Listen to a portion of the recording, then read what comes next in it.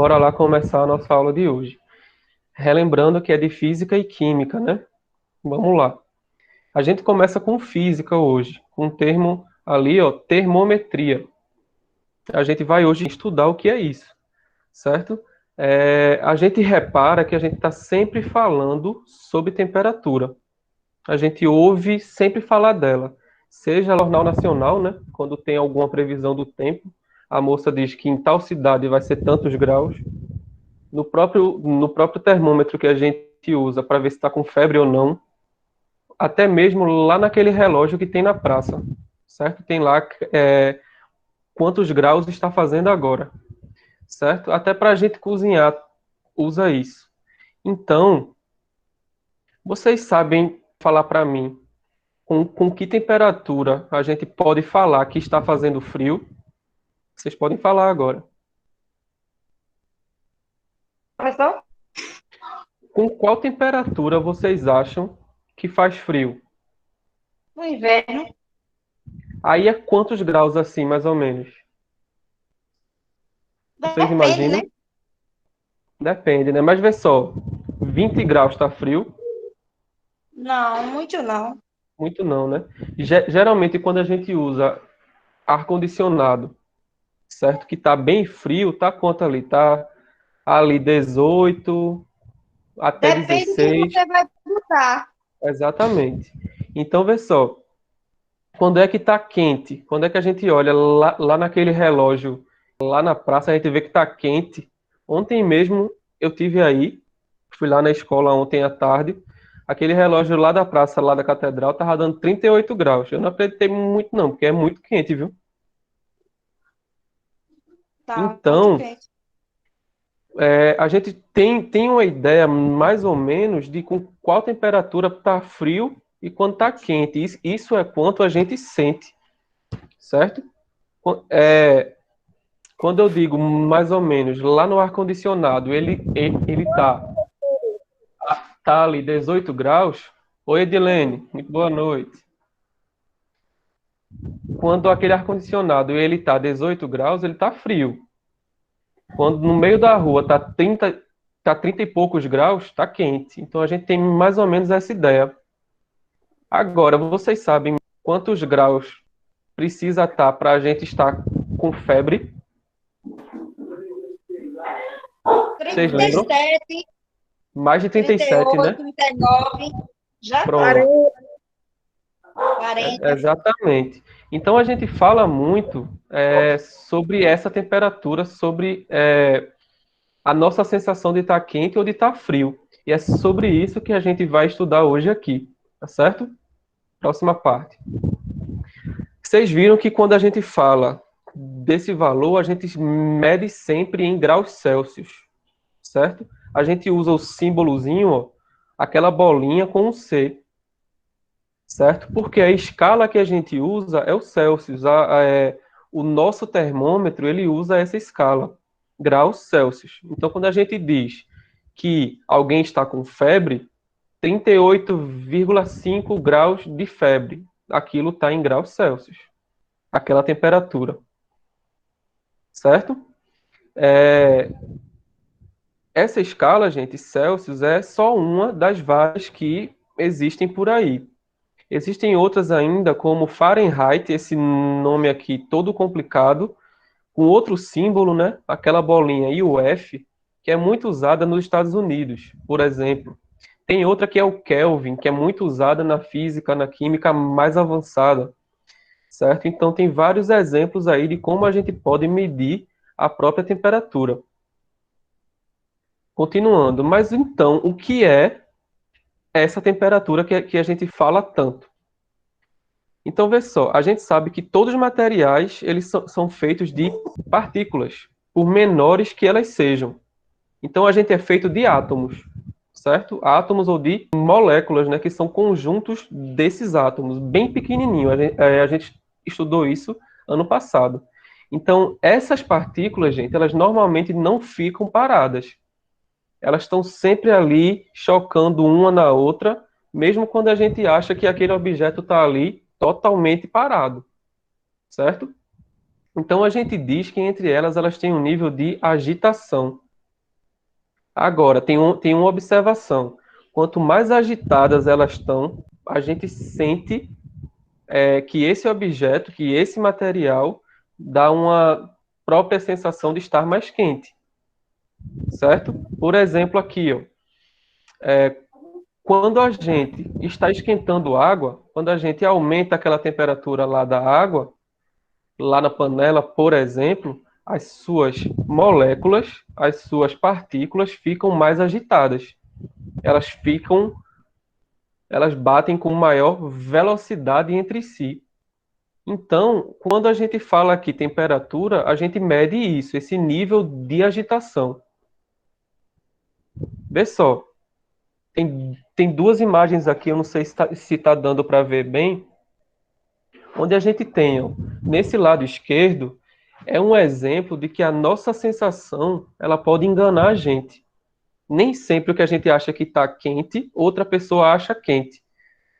Nem sempre quando a gente acha frio, outra pessoa acha frio. Por exemplo, tem aqui, ó, alguém coloca a sua mão ali direita, né, lá na água morna, e a mão esquerda na água fria. Então tem uma mão que está ali na água quente, né, e outra está na água fria. Quando ela bota as duas mãos em uma água que não foi aquecida e nem está fria, ela sente duas coisas diferentes, certo? Uma mão sente mais frio e outra sente mais quente, porque elas estavam acostumadas com aquela outra temperatura de antes. Então a nossa sensação ela pode enganar a gente. Às vezes a gente acha que alguma coisa está quente, está fria, mas para outra pessoa pode não estar. Por isso é que a gente não pode falar que a própria temperatura mede se está quente ou se está frio. Ela mede, certo? É, o nível de agitação de cada partícula. Aí a gente tem aqui, ó, esse exemplo do outro lado, aqui com essas bolinhas, né? Bolinha vermelha. Do lado esquerdo, aqui no meio, na figura, a gente tem ó, menor agitação térmica, porque elas não estão com muita agitação. Então, aquele material, ele sente mais frio, certo? Passa para a gente a sensação mais fria, né? E do outro lado ali, ó, maior agitação térmica, tem maior velocidade lá nas partículas. Então, nesse outro exemplo, a gente tem outro corpo que passa maior sensação que está quente, certo? Agora, vocês sabiam que quando a gente fala calor na física, tem outro significado, gente? Bora lá ver o que é isso. Então, vê só. Quando a gente deixa alguma pedra de gelo em cima da mesa, a gente sabe que ela vai derreter, não é isso? Por que é que isso está ali acontecendo? Porque o gelo vai ser colocado nesse contato com o ar quente que está em sua volta. Tá certo? Então, isso vai aumentar a sua temperatura, provocando o seu derretimento. Qual é a lógica nisso? Por que é que o gelo vira água, mas não está ainda esquentando? Por exemplo, vê só, aquele gelo que a gente bota em cima da mesa, acabou de vir de lá da geladeira, está bem frio, né? Aí a gente deixa em cima da mesa e com o tempo ele vai esquentando. Tem uma hora que ele não esquenta mais. Por que que isso acontece? E aí? O que está para esse caso acontecendo, gente, é o ar passa o seu calor para o gelo. Então, vejam bem isso. O próprio calor que algum objeto tem, que algum material tem, ele é a sua energia térmica que ele passa para outro corpo. Então, nesse caso, é do ar para o gelo. O ar estava mais quente, entre aspas aí, o gelo estava mais frio, então aquele calor ele vai do mais quente para o mais frio. E chega num ponto em que existe esse equilíbrio.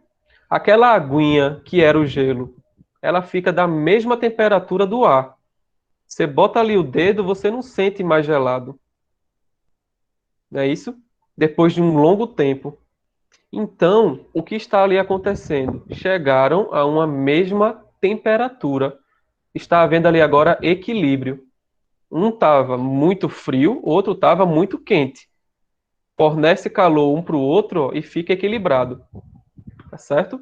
É isso que diz aqui no outro slide. Esse e outros fatos do nosso dia a dia mesmo, né? Mostram que esse calor ele flui naturalmente lá daquela matéria mais quente para mais fria, até que seja alcançada aquela temperatura de equilíbrio, certo? Experimentos dizem que quando corpos com temperaturas que são diferentes, a gente bota eles encostados um ao outro, no final, depois de um tempo, todos eles ficam com a mesma temperatura, certo? Ou seja, eles estão ali alcançando esse equilíbrio térmico. Equilíbrio porque fica tudo igual, tá bom? Finalmente, o que é o próprio calor? Definindo aqui, é a energia térmica em trânsito. Trânsito é o quê? Que está indo de um corpo para o outro. Então, por conta da própria diferença daquela temperatura entre eles, ela vai sempre lá do corpo mais quente, entre aspas, aí, com maior temperatura, para o de menor temperatura. Então, isso é que é calor. É uma energia térmica em trânsito. É a energia térmica que sai de um corpo para o outro. A gente diz, normalmente, que quando alguma coisa está quente, está fazendo muito calor. Mas para a física não é a mesma coisa, certo? Tem essa pequena diferença aí. Vocês entenderam? Calor vai sempre sair de algum objeto, de alguma matéria de maior temperatura, entre aspas, mais quente, para um de menor temperatura, entre aspas, mais frio, certo? Para terminar, o que fazem aqueles termômetros que a gente usa às vezes, certo? Então aqui tem alguns exemplos, alguns termômetros, certo? Alguns são para uso médico mesmo, né? Outros são para uso culinário, a gente usa para a gente cozinhar, outros são para ficar lá na parede mesmo, certo? Então vê só, gente. Todo termômetro é algum dispositivo, algum aparelho que dentro dele ele tem algum material que sofre uma variação regular quando for submetido a outras temperaturas. O que quer dizer isso? Dentro dele ali tem algum material, geralmente é um álcool, certo? Que sofre tem alterações nele de acordo com a nossa temperatura que a gente está ali querendo obter, certo? A gente faz aquela medição, certo? Então eles dizem para a gente quantos graus algum corpo está, alguma matéria está.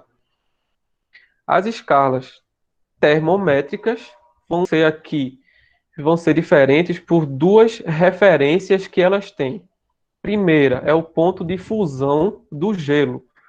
É exatamente aquela temperatura onde a água líquida ela vira gelo. A água, entre aspas, ali congela, certo? Segunda é quando a água ela vira vapor, ela entra no seu estado ali de gás, certo? Vamos ver aqui o que isso quer dizer. Então, vê só, a gente tem aqui do nosso lado esquerdo Celsius, no meio aqui Fahrenheit e, por último, Kelvin, certo? São três escalas que a gente usa no mundo. Então, vê só, primeiro ponto lá de referência é essa seta azul que está aqui embaixo. Esse ponto é o de fusão, onde a água líquida vira gelo, vira sólido. Em graus Celsius, esse valor é 0 grau, certo?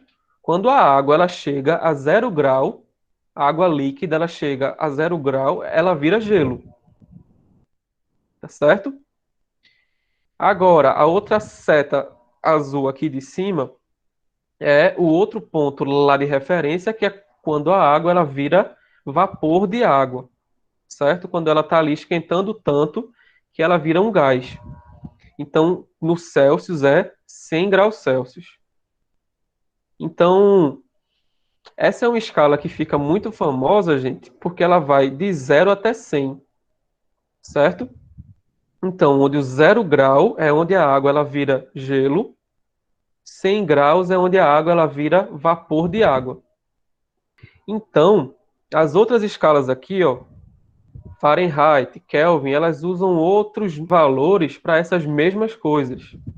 Mas isso aqui a gente não vai entrar muito nesse detalhe. A água, ela vira gelo em 32 graus Fahrenheit. Já muda. A água vira gás, vira ali, no caso, vapor de água, em 212 graus Fahrenheit. Então essa é a lógica. Eles só usam outros valores, mas a lógica é a mesma, certo? Mas a que a gente mais usa no nosso país é o Celsius. A gente usa ela para tudo. Certo, gente? Então, ó, e agora a gente vai continuar, a gente vai prosseguir nesse assunto. Para a próxima aula, a nossa pesquisa é transmissão de calor. Anotem aí. Nossa pesquisa é transmissão de calor, certo? Vamos lá para a química agora. Soluções, o que é isso, gente? São misturas resultantes lá da união de duas ou mais substâncias, no caso aqui, diferentes, né? Que se apresentam obrigatoriamente em uma única fase no seu aspecto visual, como a água do mar. Vamos explicar isso aqui. Quando a gente for fazer alguma mistura, certo, entre várias substâncias, duas ou mais, e que elas têm a mesma aparência, é uma solução. Vocês já tentaram, gente, misturar água e óleo? A gente vê que a água já, né? A gente vê que essa água ela fica embaixo e o óleo ele fica em cima. Então, Não se mistura. exatamente, não se mistura. Para esse exemplo, ela não é a solução que a gente está estudando aqui agora. O que é a solução? Como o próprio exemplo aqui diz, a água do mar. É a água com vários sais ali dentro dela, mas a gente não vê esses sais, só vê a mesma coisa. Essas soluções, gente, vão ser formadas pela associação de pelo menos algum material capaz de ser dissolvido por outro. Dissolvido é o exemplo que a gente viu. A gente bota sal lá na água, o sal vai se dissolver. Ou seja, ele vai sumir. Vai se misturar ali e ele some para a vista da gente. Ele está lá ainda, mas ele não está mais aparecendo. Certo? Esse material que vai ser dissolvido, a gente chama ele de soluto. No exemplo aqui que a gente usa é o sal. O que ele vai dissolver vai ser chamado de solvente, que é a água. Certo? Tá aqui o nosso exemplo. Soluto, produtozinho aqui azul. Solvente é a água. Vai ter como resultado a nossa solução. Certo?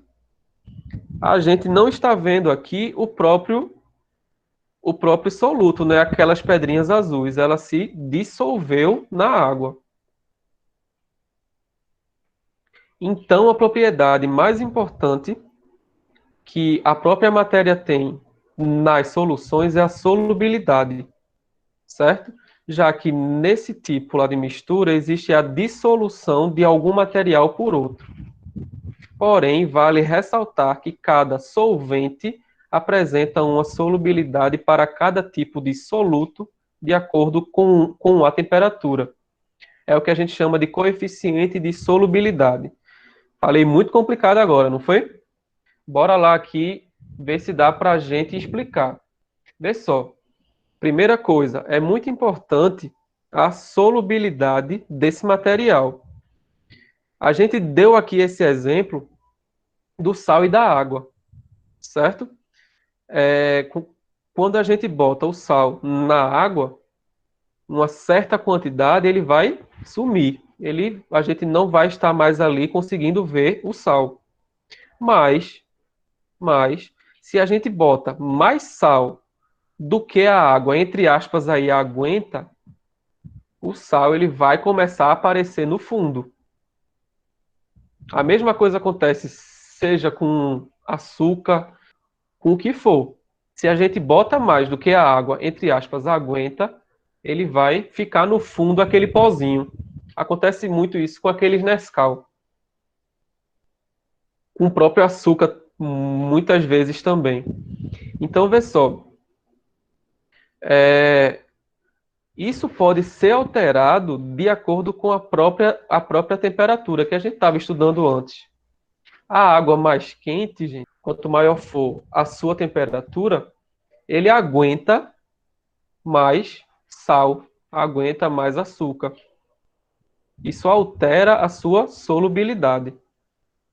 Solubilidade é isso, é o máximo que ela aguenta ali dissolver aquele material, certo? Então aqui, ó, solubilidade é aquela propriedade física das substâncias de se dissolverem ou não em um certo solvente. Então, qual é o máximo de sal que a própria água aguenta? Então, isso que é o coeficiente de solubilidade, certo? Isso vai sempre depender da temperatura e de pressão. Então, gente, para esse caso, essas soluções podem ser de dois tipos, diluídas e concentradas. Diluídas é quando a quantidade lá de soluto é menor em relação ao solvente. Certo? A gente bota uma só colherzinha de sal. Ele some. Então a gente diz que essa solução ela é diluída. Solução concentrada, gente, é quando essa quantidade lá de soluto é maior que a de solvente. Tem mais sal do que água ali. Então a gente ainda vê o sal. Tá certo? Quando temos alguma solução concentrada, podemos ver que esse soluto não vai se dissolver completamente, porque sobra um restinho no fundo. É o que a gente chama de corpo de fundo. Beleza? Vamos ver agora os tipos de soluções, né?